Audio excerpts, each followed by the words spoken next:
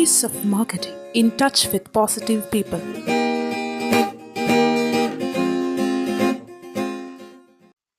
ഒരു കസ്റ്റമർ അല്ലെങ്കിൽ end user ഒരു റീറ്റെയിൽ ഷോപ്പിൽ നിന്നും പ്രതീക്ഷിക്കുന്നത് എന്തായിരിക്കും? എന്തായിരിക്കും? അയാൾ എന്നോട് നന്നായിട്ട് പെരുമാറണം, എന്നെ മനസ്സിലാക്കാൻ പറ്റണം, എൻ്റെ പ്രശ്നങ്ങൾ മനസ്സിലാക്കാൻ പറ്റണം, എൻ്റെ പ്രശ്നങ്ങൾ മനസ്സിലാക്കി എന്നെ വിശ്വസിക്കണം. ആര് വിശ്വസിക്കണം? ആ റീറ്റെയിൽ ഷോപ്പുകാരൻ എന്നെ വിശ്വസിക്കുന്ന വ്യക്തിയായിരിക്കണം. ഒരു കസ്റ്റമർ ആഗ്രഹിക്കും. അത് ഒട്ടും പരിചയമില്ലാത്ത കസ്റ്റമർ ആണെങ്കിലും പരിചയമുള്ള കസ്റ്റമർ ആണെങ്കിലും അയാൾ എപ്പോഴും ആഗ്രഹിക്കുന്ന കാര്യം എന്നെ വിശ്വസിക്കുന്ന ഒരു റീറ്റെയിലർ ആയിരിക്കണം ഞാൻ കാണുന്നത്. എന്നെ അയാൾ വിശ്വസിക്കണം, ഞാൻ പറയുന്ന കാര്യം വിശ്വസിക്കണം. ഈ റീറ്റെയിൽ ഷോപ്പുകാരനും അങ്ങനെ ആഗ്രഹിച്ചുകൂടെ? എന്നെ മനസ്സിലാക്കുകയും എൻ്റെ പ്രശ്നങ്ങൾ മനസ്സിലാക്കുന്ന ആളും ആയിരിക്കണം എന്ന് ആ റീറ്റെയിൽ ഷോപ്പുകാരനും ആഗ്രഹിക്കും. ഇവിടെ കസ്റ്റമർ പോയിന്റ് ഓഫ് വ്യൂവില്, കാരണം ഒരു കസ്റ്റമർ ഈസ് ദ കിങ്. ഒരു കസ്റ്റമർ നഷ്ടപ്പെട്ടാൽ അതൊരു റീറ്റെയിൽ ഷോപ്പുകാരൻ്റെ നഷ്ടം തന്നെയാണ്. അപ്പോൾ ഒരു കസ്റ്റമർക്ക് നല്ല സർവീസ് കൊടുക്കുക, അവരുടെ പ്രോബ്ലംസ് എന്താണോ അത് സോൾവ് ചെയ്ത് കൊടുക്കുക, അവരുടെ പ്രശ്നങ്ങൾ കംപ്ലൈൻറ്റ് ഉണ്ടെങ്കിൽ അത് സോൾവ് ചെയ്ത് കൊടുക്കുക, ആഫ്റ്റർ സർവീസ് ഉണ്ടെങ്കിൽ അത് കമ്പനിയിൽ സംസാരിച്ച് അത് ക്ലിയർ ഔട്ട് ചെയ്ത് കൊടുക്കുക. ഈ ഒരു കാര്യങ്ങളൊക്കെ സാറ്റിസ്ഫൈ ചെയ്യാൻ ആ റീറ്റെയിലർ റെസ്പോൺസിബിൾ പേഴ്സൺ ആണ്. അപ്പോൾ ഇന്നത്തെ എപ്പിസോഡിൽ അയാളുടെ ചെറിയ പ്രശ്നങ്ങൾ, ഒരു കസ്റ്റമറുടെ എൻഡ് യൂസറുടെ പ്രശ്നങ്ങൾ ശരിയായ വണ്ണം മനസ്സിലാക്കി ആ കസ്റ്റമറെ സാറ്റിസ്ഫൈ ചെയ്ത് അയക്കാൻ റീറ്റെയിലർ എടുക്കേണ്ട ഒരു പ്രധാനപ്പെട്ട കാര്യത്തെക്കുറിച്ചിട്ടാണ് ഇന്നത്തെ എപ്പിസോഡിൽ സംസാരിക്കുന്നത്. പവർ ഓഫ് റീറ്റെയിലർ 53ാമത്തെ എപ്പിസോഡിലേക്ക് ഏവർക്കും സ്വാഗതം, സ്നേഹം നിറഞ്ഞ നമസ്കാരം. ഞാൻ ജയകൃഷ്ണൻ. എൻ്റെ ഈ ചാനലിൻ്റെ ഒപ്പം യാത്ര ചെയ്യുന്ന എൻ്റെ ഏറ്റവും പ്രിയപ്പെട്ട വ്യൂവേഴ്സ്, പുതുതായി കാണുന്നവർ എല്ലാവർക്കും എൻ്റെ ഗ്രാറ്റിറ്റ്യൂഡ്, നന്ദി ഞാൻ അറിയിക്കുകയാണ്. ഒരിക്കൽ പോലും ഞാൻ വോയിസിലൂടെ ചാനൽ സബ്സ്ക്രൈബ് ചെയ്യണം എന്ന് ഞാൻ പറഞ്ഞിട്ടില്ലെങ്കിലും വോയിസ് ഓഫ് മാർക്കറ്റിംഗ് നിങ്ങൾ സബ്സ്ക്രൈബ് ചെയ്ത് എന്നോടൊപ്പം യാത്ര ചെയ്യുന്ന എൻ്റെ പ്രിയപ്പെട്ട എല്ലാ വ്യൂവേഴ്സിനോടുമുള്ള എൻ്റെ ഗ്രാറ്റിറ്റ്യൂഡ്, എൻ്റെ നന്ദി, എൻ്റെ സ്നേഹം ഞാൻ നിങ്ങളെ അറിയിക്കുന്നു. അത് പറയാതെ തന്നെ എന്നെ സപ്പോർട്ട് ചെയ്ത് ചാനലിനെ മുന്നോട്ട് നയിച്ചുകൊണ്ടിരിക്കുന്ന, വളരെ ശ്രദ്ധയോടെ ഈ ചാനൽ വീക്ഷിച്ചു കൊണ്ടിരിക്കുന്ന എല്ലാവരോടും ഉള്ള ഗ്രാറ്റിറ്റ്യൂഡ്, എൻ്റെ നന്ദി, സ്നേഹം ഈ നിമിഷം അറിയിക്കുകയാണ്. പവർ ഓഫ് റീറ്റെയിലർ 53ാമത്തെ എപ്പിസോഡിലേക്ക് ഒന്നുകൂടി സ്വാഗതം പറയുന്നു. നമസ്കാരം. ഒരു ദിവസം വൈകുന്നേരം ഒരു 6 മണി 7 മണി സമയത്ത് എൻ്റെ ഫോണിലേക്ക് എൻ്റെ അടുത്ത ഒരു സുഹൃത്ത് വിളിച്ചു പറയുന്നു, എടാ നീ കുറുപ്പമ്പടിയിൽ നിന്നും വരുമ്പോൾ ജമർ DS2 അതൊരു 4 ടാബ്ലറ്റ് വാങ്ങിച്ചുകൊണ്ട് വരണം. സുഹൃത്തിൻ്റെ കാര്യമാണ്. ഓക്കെ, ഞാൻ വാങ്ങിച്ചോളാം. അവന് കുറേശ്ശെ ഷുഗറിൻ്റെ പ്രശ്നമുണ്ട്, വാങ്ങിച്ചുകൊണ്ട് വരാം എന്ന് ഞാൻ പറഞ്ഞു. ഓക്കെ. അപ്പോൾ ഈ ടാബ്ലറ്റ് വാങ്ങിക്കുന്നതിന് വേണ്ടി ഞാൻ മെഡിക്കൽ സ്റ്റോറിലേക്ക് കയറി. ആദ്യത്തെ മെഡിക്കൽ സ്റ്റോറിൽ ചെന്നപ്പോൾ ഇത് ഒരു സ്ട്രിപ്പായിട്ടാണ് കിട്ടുകയുള്ളൂ, ഇത് 5 4 കിട്ടില്ല എന്ന് പറയുകയാണ് എൻ്റെ അടുത്ത്. അപ്പോൾ സുഹൃത്തിൻ്റെ അടുത്ത് വിളിച്ചു പറഞ്ഞു. ഞാൻ വിളിച്ചു ചോദിച്ചു, ഇതൊരു സ്ട്രിപ്പായിട്ടാണല്ലോ അവർ പറയുന്നത്. അല്ല, എനിക്ക് 4 മതി. ഇപ്പോൾ ആദ്യം അതിൽ കൂടുതൽ മേടിച്ചാലും കുഴപ്പമില്ല, 4 മതിയായിരുന്നു എന്ന് പറഞ്ഞു. ഓക്കെ, ഞാൻ ഓക്കെ പറഞ്ഞു. അപ്പോൾ എനിക്ക് കുറച്ച് സമയമുള്ളതുകൊണ്ട് ഞാൻ കുറുപ്പമ്പടി ടൗണിലൂടെ അടുത്ത ഷോപ്പിൽ കയറി ചോദിച്ചു. അപ്പോൾ അയാളും പറഞ്ഞു എൻ്റെ അടുത്ത്, ആ മെഡിക്കൽ സ്റ്റോറിൻ്റെ ഓണറും സ്റ്റാഫും പറഞ്ഞു, ഇത് കട്ട് ചെയ്ത് ചെയ്യാൻ പറ്റില്ല, കട്ട് ചെയ്ത് കൊടുത്താൽ ഇത് വിറ്റ് പോകില്ല. അപ്പോൾ ഞാൻ പറഞ്ഞു, ഇപ്പോൾ ഷുഗറിൻ്റെ ആളുകളൊക്കെ, ഷുഗറൊക്കെ ഉള്ളവർ വളരെ കൂടുതലല്ലേ, അപ്പോൾ ഇതെങ്ങനെയായാലും ഇത് വിറ്റ് പൊക്കോളൂല്ലോ, എനിക്ക് 4 ആവശ്യമുള്ളൂ. അയാൾ അത് തരാൻ തയ്യാറായില്ല. ഞാൻ നെക്സ്റ്റ് ഷോപ്പിൽ കയറി. നമ്മൾ പിന്നെ മാർക്കറ്റിംഗ് ആയതുകൊണ്ട് ഷോപ്പിൽ കയറുന്നതിനും കാര്യങ്ങൾ കമ്മ്യൂണിക്കേറ്റ് ചെയ്യുന്നതിനും യാതൊരു മടിയില്ല. അടുത്ത ഷോപ്പിൽ കയറി. അടുത്ത മെഡിക്കൽ സ്റ്റോറിൽ കയറുമ്പോഴും ഈ ടാബ്ലറ്റിന്റെ കാര്യം ചോദിച്ചപ്പോൾ അയാൾ അങ്ങനെ തന്നെ പറഞ്ഞു.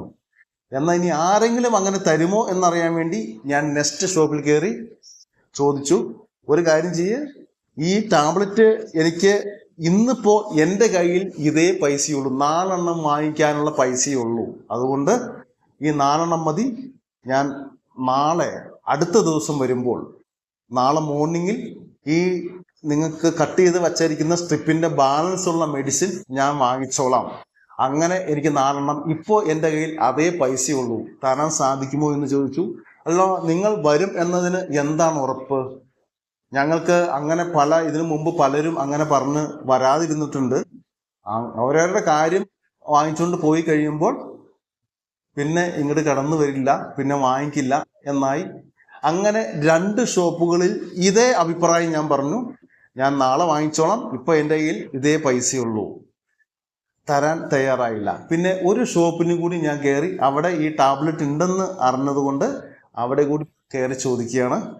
അപ്പോൾ ഞാൻ പറഞ്ഞു, എൻ്റെ കയ്യിൽ എനിക്കിപ്പോൾ 4 ടാബ്ലറ്റ് മതി.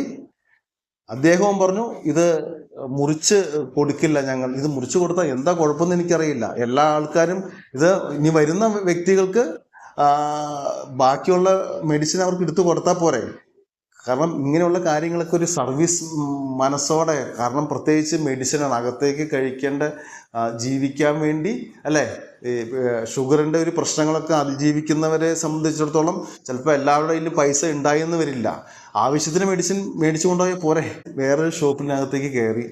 അപ്പോൾ ആ ഷോപ്പ് ഞാൻ ഇതുപോലെ തന്നെ പറഞ്ഞു, ഇപ്പോൾ എനിക്ക് 4 എണ്ണം മതി, എനിക്കിത് വാങ്ങിക്കാനുള്ള പൈസയേ ഉള്ളൂ, പൈസ വേണമെങ്കിൽ കയ്യിലുണ്ട്, പക്ഷെ അങ്ങനെ പറഞ്ഞു. ആ മെഡിക്കൽ സ്റ്റോറുകാരൻ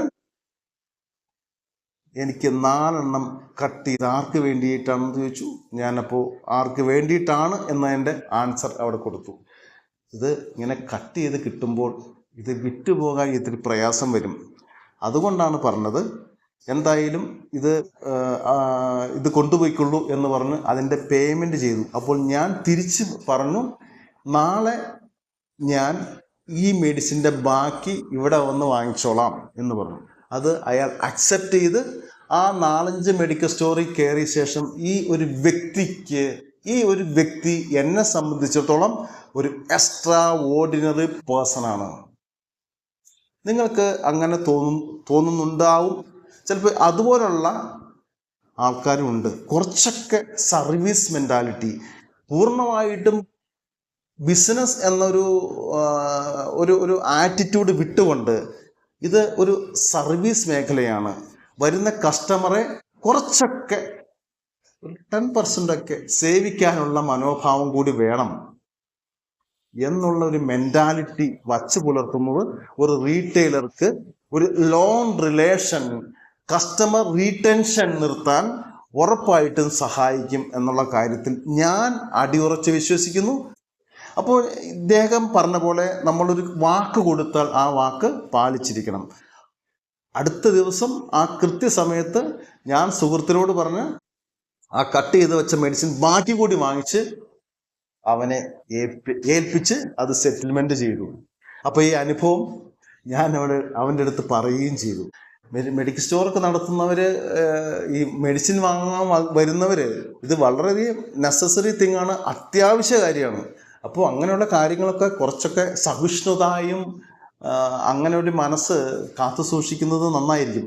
ഞാൻ പറയുന്നത് ഇതേ അളവിൽ ഇതേപോലെ നമ്മുടെ കസ്റ്റമറെ, നമ്മുടെ റീറ്റെയിൽ ഷോപ്പിലെ കസ്റ്റമറെ എങ്ങനെ റീറ്റൻഷൻ നടത്തി ആ കസ്റ്റമറെ അല്ലെങ്കിൽ ആ എൻ യൂസറെ അയാൾ ഉദ്ദേശിക്കുന്ന തരത്തിലുള്ള ഒരു സർവീസ് നമുക്ക് കൊടുക്കാൻ സാധിച്ചിരിക്കണം. ഇത് പാക്കറ്റായിട്ടേ ഞങ്ങൾ വിൽക്കുകയുള്ളൂ, ഇങ്ങനെ പാക്കറ്റായിട്ടേ വിൽക്കുകയുള്ളൂ എന്ന് പറയുന്നത് ആ പാക്കറ്റ് പൂർണ്ണമായിട്ടും വിറ്റ് പോകുന്നതിന് വേണ്ടിയിട്ടുള്ള ആ റീറ്റെയിലറുടെ ഒരു സ്ട്രാറ്റജിയാണ്.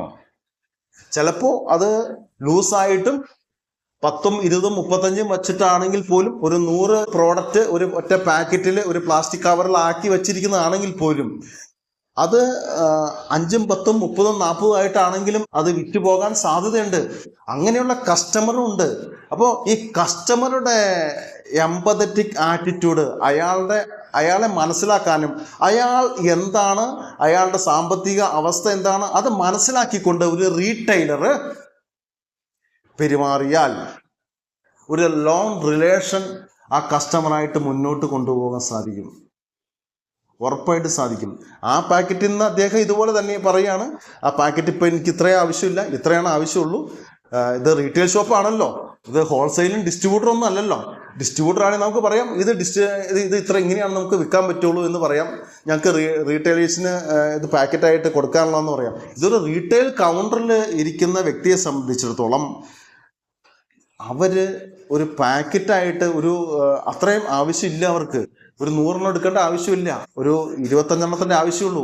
ഇത് അങ്ങനെ ചെയ്യുള്ളൂ, അങ്ങനെ കച്ചവടം നടത്തുള്ളൂ എന്ന് പറഞ്ഞുകൊണ്ടിരിക്കുന്നാൽ അവിടെ കച്ചവടം നടക്കണമെന്നില്ല. ആ കസ്റ്റമറെ, ആ എൻ യൂസറെ നിങ്ങൾക്ക് നഷ്ടപ്പെടാനുള്ള പോസിബിലിറ്റി ഉണ്ട് എന്നുള്ള റിയാലിറ്റി മനസ്സിലാക്കിക്കൊണ്ട് അത് കട്ട് ചെയ്തിട്ട് അയാൾക്ക് ആവശ്യമുള്ള പ്രോഡക്റ്റ് എടുത്ത് കൊടുത്ത് ബാക്കി വിറ്റ് പോകും എന്നുള്ള ഒരു പ്രതീക്ഷയോടെ നമ്മൾ കാത്തിരിക്കേണ്ടി വരും. ആ രീതിയിൽ ഒരു കസ്റ്റമറെ നമുക്ക് റീടെൻഷൻ ചെയ്യാൻ അവരുടെ പ്രശ്നങ്ങൾ കൂടി മനസ്സിലാക്കി ഒപ്പം അവരെ കൊണ്ടുപോകാൻ പറ്റണം ഒരു റീറ്റെയിലർക്ക്. അപ്പോൾ ഇന്നത്തെ എപ്പിസോഡിന്റെ ഒരു റീക്യാപ്പ് നമ്മൾ പറയുകയാണെങ്കിൽ, ഒരു കസ്റ്റമർ റീടെൻഷൻ, ആ കസ്റ്റമറെ, എൻ യൂസറെ, ആ റീറ്റെയിൽ ഷോപ്പിലേക്ക് വരുന്ന ആ എൻ യൂസറെ അല്ലെങ്കിൽ ആ കസ്റ്റമറെ പരിഗണിക്കാൻ നമുക്ക് സാധിച്ചിരിക്കണം. അവരുടെ പ്രശ്നങ്ങൾ അതെന്തുമാവട്ടെ, അവരുടെ മാനസിക തലം നമ്മൾ മനസ്സിലാക്കുകയും അവരുടെ സാമ്പത്തിക അവസ്ഥകളും അവരുടെ ഇഷ്യൂകളും മനസ്സിലാക്കി അവരിലേക്ക് ഇറങ്ങിച്ചെന്ന് അവരുടെ പ്രശ്നത്തിന് ഒരു സൊല്യൂഷൻ കണ്ടെത്താൻ ഒരു റീറ്റെയിൽ ഷോപ്പുകാരന് സാധിച്ചാൽ ഒരു ലോങ് റിലേഷൻ ബിൽഡപ്പ് ചെയ്യാൻ ഉറപ്പായിട്ടും ആ റീറ്റെയിൽ ഷോപ്പുകാരന് സാധിച്ചിരിക്കും. ആ കസ്റ്റമർ അങ്ങനെ നമ്മൾ പാക്കറ്റ് പൊട്ടിച്ചത് കൊടുത്താൽ ഉറപ്പായിട്ടും ആ കസ്റ്റമറുടെ അടുത്ത് തന്നെയായിരിക്കും, ആ റീറ്റെയിൽ ഷോപ്പുകാരൻ്റെ അടുത്ത് തന്നെയായിരിക്കും 90% ആ കസ്റ്റമർ തിരിച്ചു വരുന്നത്. ഇപ്പോൾ എനിക്കുണ്ടായ ഒരു എക്സ്പീരിയൻസ് ഞാൻ ഷെയർ ചെയ്യുമ്പോൾ, ഇനി എന്ത് മെഡിസിൻ വാങ്ങിക്കാനും എനിക്ക് കട്ട് ചെയ്ത് തന്ന ആ നല്ല മനസ്സ് കാണിച്ച ആ മെഡിക്കൽ സ്റ്റോറിലേക്കാണ് ഞാൻ പോവുകയുള്ളൂ. എത്ര അടുത്ത് വേറെ മെഡിക്കൽ സ്റ്റോർ ഉണ്ടായാലും ഞാൻ കുറച്ച് നടക്കണമെങ്കിലും, മഴയുള്ള സമയത്ത് കുട ചൂടി അവിടെ പോകണമെങ്കിലും, വണ്ടി കാറിലാണെങ്കിൽ ആ ഭാഗത്ത് തന്നെ കാറ് പാർക്ക് ചെയ്തിട്ട് ഇറങ്ങി അവിടെ നിന്ന് ആ റീറ്റെയിൽ ഷോപ്പിൽ നിന്ന് തന്നെ വാങ്ങിക്കാൻ നമ്മൾ ശ്രമിക്കും. അയാളാണ് എന്നെ അന്ന് സപ്പോർട്ട് ചെയ്തത്. ആ ഷോപ്പിൽ നിന്നും തന്നെ ഞാൻ വാങ്ങിക്കും എന്ന് ഡിസിഷൻ എടുത്ത പോലെ, ഞാൻ ചെയ്യുന്ന ഒരു സർവീസാണ് എന്നുള്ള മെന്റാലിറ്റിയോടെ, ആ സർവീസ് മെന്റാലിറ്റിയെ ഒരു പാഷനായിട്ട് എടുത്ത് അങ്ങനെ ആ രീതിയിൽ കൊണ്ട് നടന്നാൽ നിങ്ങളുടെ റീറ്റെയിൽ ഷോപ്പിലേക്ക് വളരെയധികം സ്കെയിലപ്പ് ചെയ്ത് ഗ്രോത്ത് ചെയ്യും എന്നുള്ള കാര്യത്തിൽ യാതൊരു തർക്കവുമില്ല. നിങ്ങൾ ഉയരത്തിന്റെ പാതയിലൂടെ നിങ്ങൾ സഞ്ചരിച്ച് വളരെയധികം ഗ്രോത്തിലേക്ക് നിങ്ങളുടെ ഷോപ്പ് വരും. കാരണം മനസ്സിൽ ഒരു മനുഷ്യത്വം കൂടി ഒപ്പം കൊണ്ടു നടക്കുന്നത് ഏറ്റവും നന്നായിരിക്കും. All the best.